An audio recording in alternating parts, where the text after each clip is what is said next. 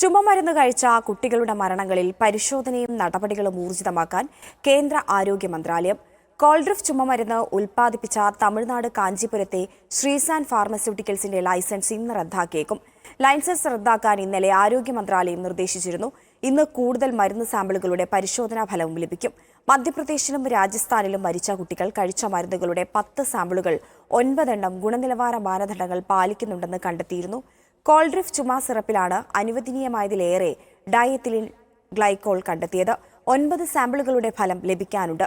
പുതുക്കിയ മാർഗനിർദ്ദേശങ്ങൾ പാലിക്കാത്ത മരുന്ന് നിർമ്മാണ യൂണിറ്റുകളുടെ ലൈസൻസ് റദ്ദാക്കുമെന്ന് ആരോഗ്യ മന്ത്രാലയം മുന്നറിയിപ്പ് നൽകിയിട്ടുണ്ട്.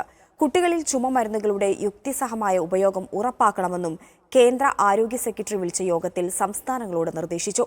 മധ്യപ്രദേശിലും രാജസ്ഥാനിലുമായി ചുമമരുന്ന് കഴിച്ച 17 കുട്ടികളാണ് മരിച്ചത്. ചിന്ദ്വാഡയിൽ മരിച്ച 2 വയസ്സുകാരിയുടെ പോസ്റ്റ്മോർട്ടം പ്രാഥമിക റിപ്പോർട്ട് ഇന്ന് ലഭിച്ചേക്കും.